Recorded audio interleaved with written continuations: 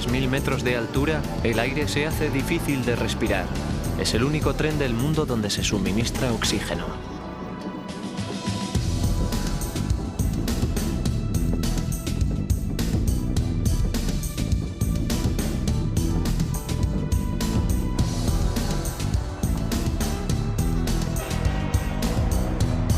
La ruta necesita 61 puentes, uno de ellos mide más de 190 metros de largo.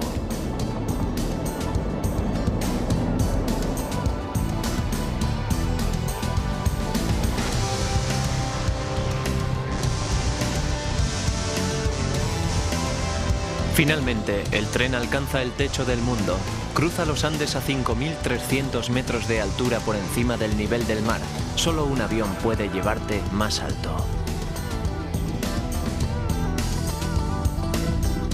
Pero a pesar de esa altura increíble, la línea de ferrocarril de los Andes evita las pendientes acusadas.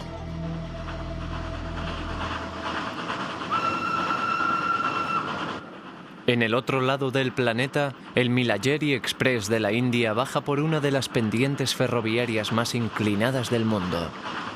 El viaje de 640 kilómetros entre dos estaciones te conduce por los 2/3 del camino por el sur de la India a través de los paisajes más dramáticos de todo el subcontinente.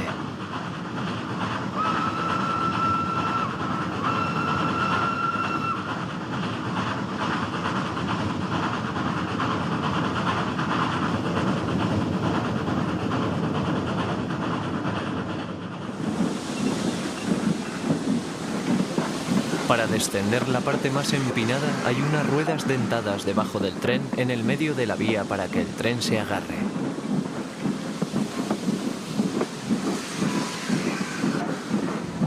Además, la locomotora tiene 4 juegos independientes de frenos para evitar que alcance velocidades que no se podrían controlar.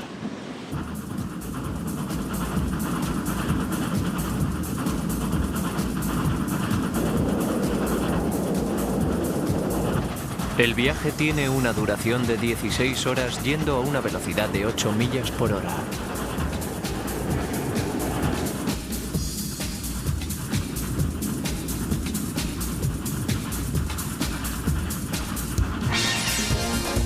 Más fácil es aferrarse al nivel del suelo, al menos en teoría, pero ahí el reto está en el aguante.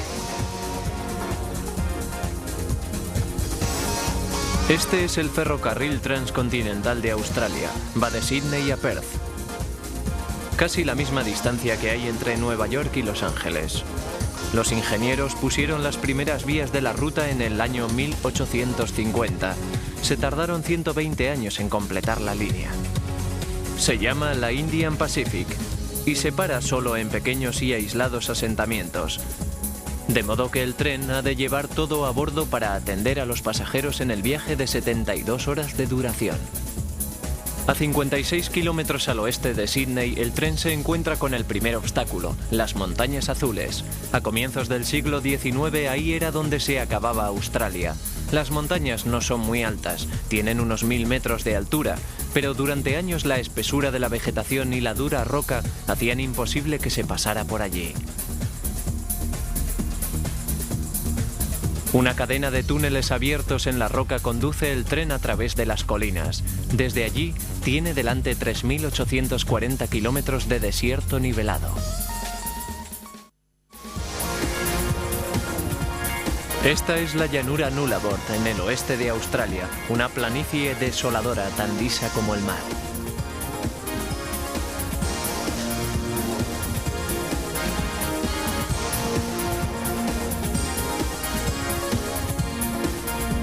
En los 800 kilómetros que mide, la única cosa que mete ruido en este vasto desierto es el tren. Durante 460 kilómetros de llanura, la vía es totalmente recta. Es el trozo de vía derecho más largo del mundo. En 5 horas y media todo lo que ve el maquinista son unas líneas perfectamente rectas que se encuentran en el infinito.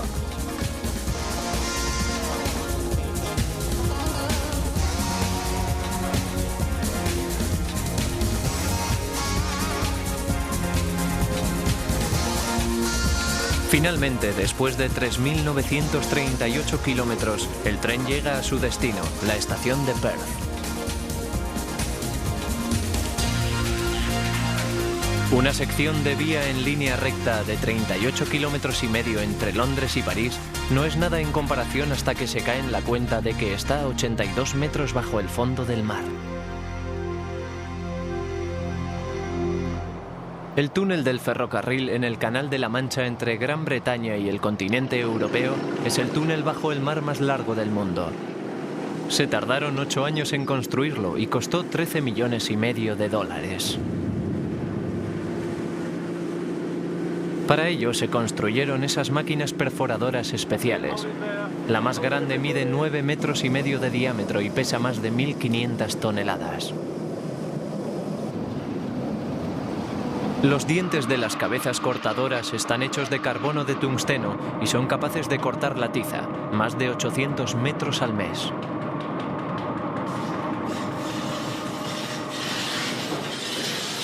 El túnel es tan largo que hay que bombear aire fresco constantemente a través de unos conductores de aire enormes, con más de 5.000 metros cúbicos por segundo. La cantidad suficiente para que respiren 20.000 personas.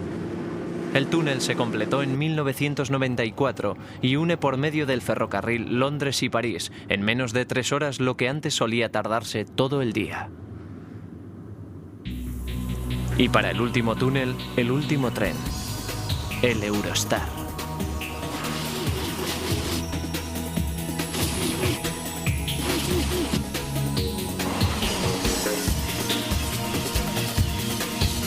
Una versión avanzada del TGV de alta velocidad.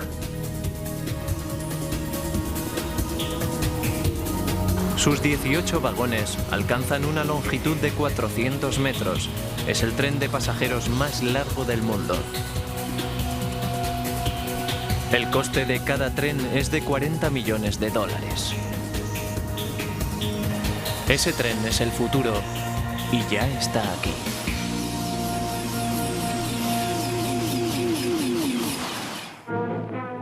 Las pruebas de alta velocidad del aerotren experimental llevadas a cabo cerca de París fueron todo un éxito. El tren se desliza sobre un colchón de aire, una especie de aerodeslizador, sobre un único raíl hecho de cemento. Está propulsado por un motor de turbina equipado con unos cohetes para aumentar la propulsión.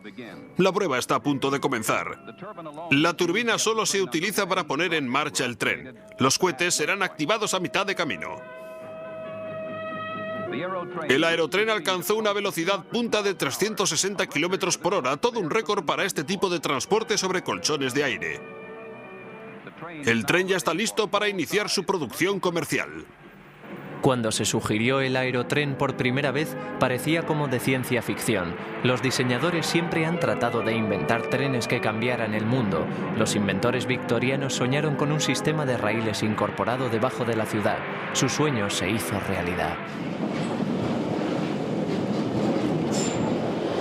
Este es el metro de Londres, el sistema de metro más grande y más antiguo del mundo. Consta de 266 estaciones y 710 kilómetros de vía. Sin él, Londres se quedaría parado. Diariamente, cerca de 2 millones de personas viajan por debajo de Londres a 70 metros de los edificios. Cuando se inauguró en 1863, casi 40 años antes que el metro de Nueva York, la primitiva red funcionó con locomotoras a vapor. En 1890 el sistema había cambiado a la energía eléctrica, más limpia y segura. El metro londinense fue un éxito increíble. Allí donde iba crecían nuevos suburbios a su alrededor. Entre 1870 y 1910, la población de Londres aumentó en 4 millones.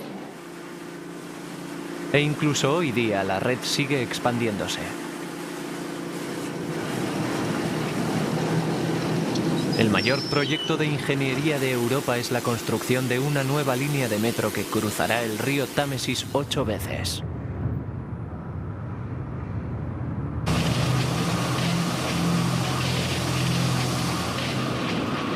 El trabajo costará 3.000 millones de dólares y se tardará en hacerlo 4 años y medio.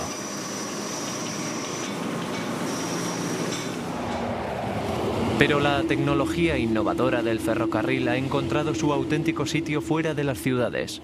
El Eurostar y el Eurochannel han cambiado el mapa de Europa. El Eurostar tiene que funcionar en 4 sistemas diferentes de vías en 3 países.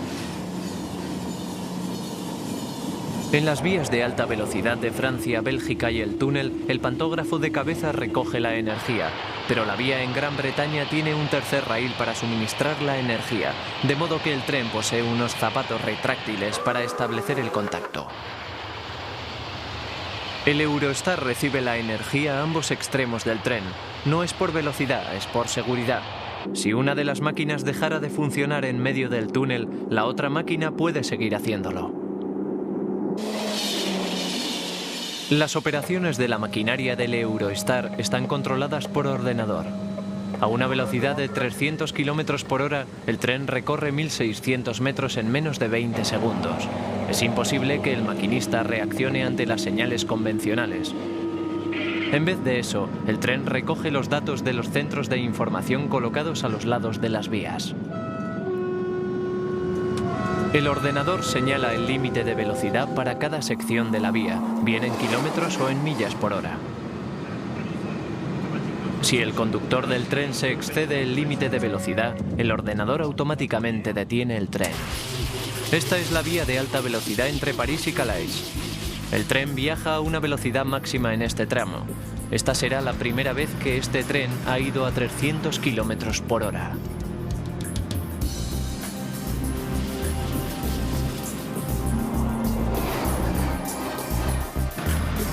El tren ha de llevar a cabo su parada de emergencia a la máxima velocidad.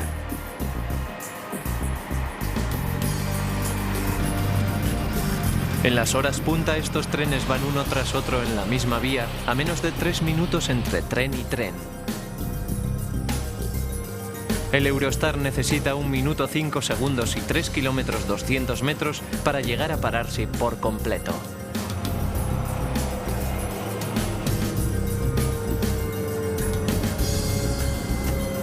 Lo ha logrado. El tren ya está preparado y es seguro para viajar.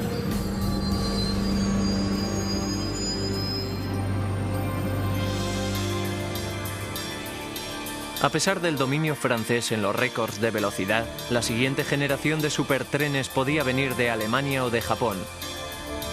En los últimos 20 años, los alemanes y los japoneses han estado experimentando con una nueva tecnología llamada la levitación magnética o maglev. En vez de ruedas y raíles, colocan unos electroimanes en el trazado y eso hace que el tren se mantenga suspendido unos pocos centímetros por encima de la pista, de tal forma que este no experimenta fricción alguna. El tren no tiene ni ruedas ni motor. Está guiado por un motor lineal, una hilera de electroimanes colocado a lo largo del trazado. Esos se encienden y se apagan en una secuencia muy rápida para acelerar al tren magnético hacia adelante.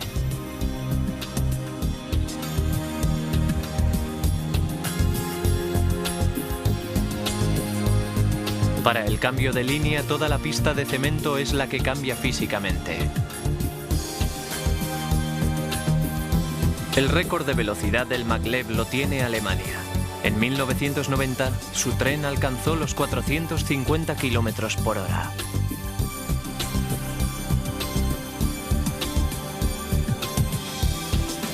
¿Es ese el futuro del ferrocarril?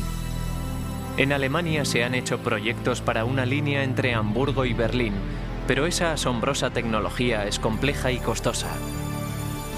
Siempre habrá sitio para un tren más convencional. Hace casi 200 años, los trenes se abrieron camino en la historia. Sobre carriles de hierro, ellos cruzaron la tierra para convertirse en el primer medio de transporte de masas. Hoy día, la fuerza bruta ha sido sustituida por trenes de alto rendimiento. Ahora la siguiente generación de nuevas máquinas está avanzando hacia el futuro.